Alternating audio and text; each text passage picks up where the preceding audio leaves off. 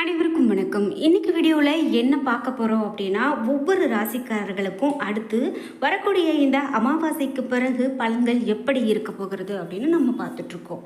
அந்த வகையில் 3வது ராசியான மிதுன ராசிக்காரர்களுக்கு பலன்கள் எப்படி இருக்க போகிறது அப்படின்னு தெரிஞ்சுக்கலாங்க.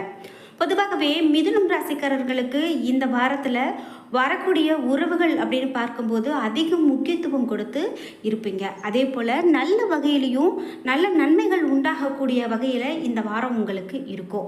மற்றவங்க மீதான நம்பிக்கை மேலோங்கி இருக்கும் அப்படின்னு சொல்லலாம்.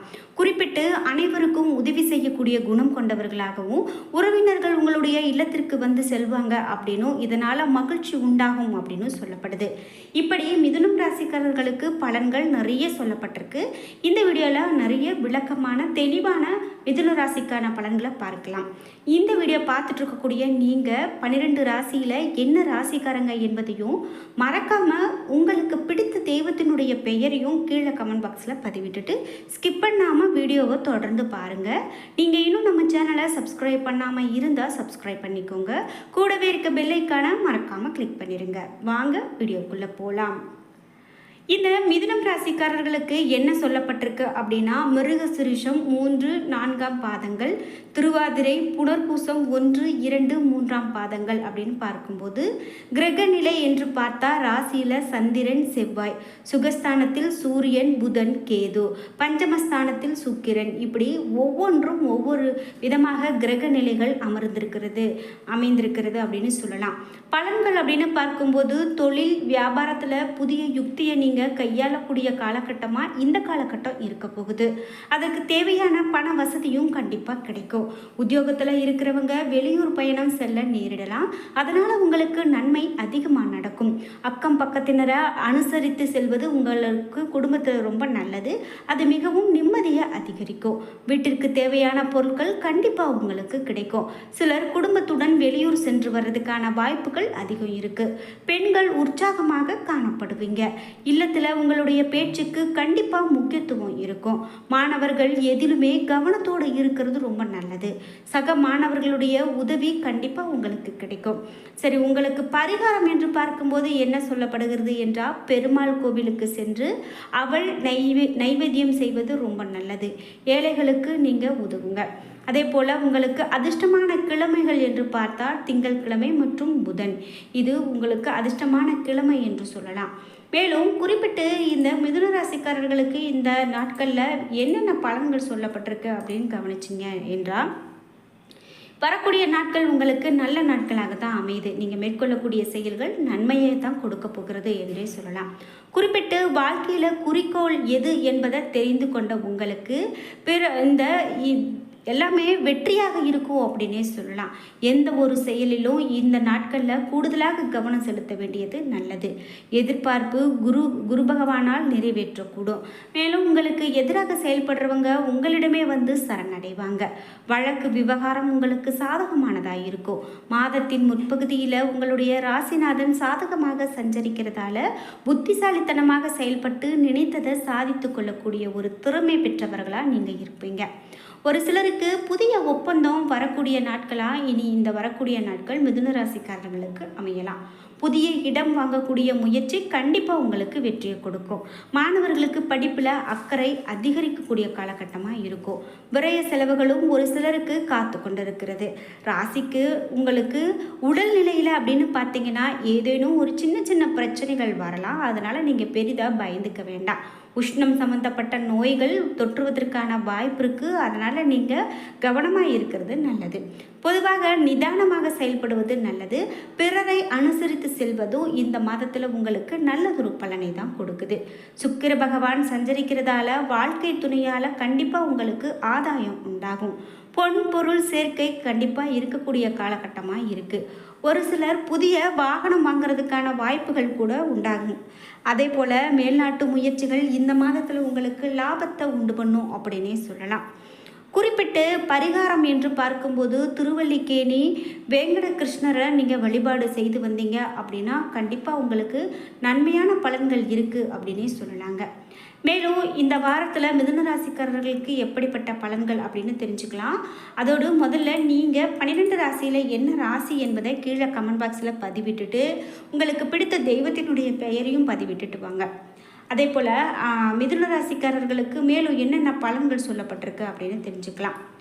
குறிப்பிட்டு இந்த ராசிக்காரர்களுக்கு நீங்கள் ஒரு தொழிலோ அல்லது ஏதாவது ஒரு புதிய விஷயம் தொடங்குறீங்க அப்படின்னா இந்த நேரத்தில் நீங்கள் தொடங்கலாம். அது உங்களுக்கு நல்லதொரு பலனாகத்தான் அமையும். நீங்கள் எதற்கும் பயந்துக்க வேண்டாம். அது மட்டும் இல்லாமல் உங்களுக்கு கல்வி, அது மாதிரி உங்களுடைய குழந்தைகளுடைய கல்வி இவையெல்லாம் பார்த்தீங்கன்னா ரொம்ப சிறப்பாகத்தான் இருக்குது. தேவைக்கு ஏற்ற பணம் உங்களை தேடி வரக்கூடிய நாட்களாகத்தான் இருக்குது அப்படின்னே சொல்லலாம். யோசிக்காது செய்த காரியங்களில் கூட கண்டிப்பாக நீங்கள் வெற்றி பெறுவீங்க அப்படின்னே சொல்லலாம். விலை உயர்ந்த பொருட்களை வாங்கக்கூடிய வாய்ப்பு உண்டு. அந்நிய தேச பயண வாய்ப்புகள் கைகூடி வரும். இது மட்டும் இல்லாமல் இந்த காலகட்டத்தில் உங்களுக்கு மேலும் பலன்கள் எப்படி இருக்க போகிறது அப்படின்னு கேட்டிங்கன்னா, மிதுன ராசிக்காரர்களுக்கு கவலையான ஒரு தினம் அப்படின்னு கிடையாது. சின்ன சின்ன விஷயத்தை கூட நீங்கள் போட்டு குழப்பிக்கொள்ளாமல் இருக்கிறதே உங்களுக்கு நல்லது. சந்தோஷமும் சங்கடமும் தரக்கூடிய நாட்களாக கலந்து வரலாம். புதிய முயற்சிகள் உங்களுக்கு சந்தோஷமாக்க முடியும் அப்படின்னே சொல்லலாம். தேவையான பணம் இருப்பதால் செலவுகளை சமாளித்து நீங்கள் முன்னேறி வருவீங்க. சிரமம் எதுவும் இருப்பதற்கான நாட்களாக இல்லை. அக்கம் பக்கத்தில் இருக்கிறவங்களோட வீண் பிரச்சனைகள் ஏற்படாமல் பார்த்துக்கிறது உங்களுக்கு நல்லது அப்படின்னு தாங்க சொல்லணும். பிரச்சனை கண்டிப்பாக உங்களுக்கு வரும். ஆனால் அதை நீங்கள் பொறுமையாக கடைப்பிடித்து சமாளித்து வர்றது தான் உங்களுக்கு நல்லது. உடல் ஆரோக்கியத்திலையும் அதிக கவனம் செலுத்துவீங்க. மேலும் கணவன் மனைவி ஒருவரை ஒருவர் அனுசரித்து செல்வது உங்களுக்கு நல்லது என்று சொல்லப்பட்டிருக்கு. தந்தையுடன் ஏற்பட்டிருந்த கருத்து வேறுபாடுகள் கண்டிப்பாக நீங்கும்.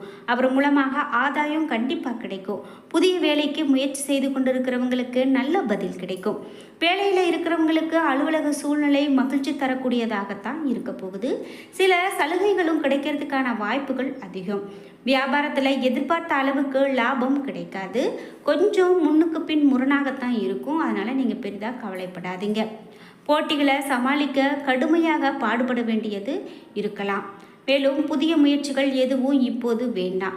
சக வியாபாரியுடன் அனுசரணையாக நடந்து கொள்வது நல்லது.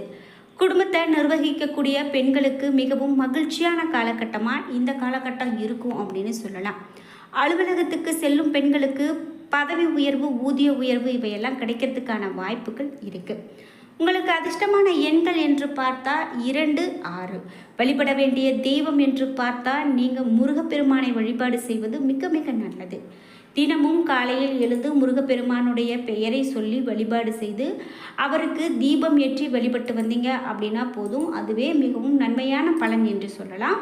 முருகப்பெருமானுடைய வழிபாடு உங்களுக்கு மிகவும் கை கொடுக்கக்கூடிய வழிபாடாக இருக்கும் என்று சொல்லலாம்.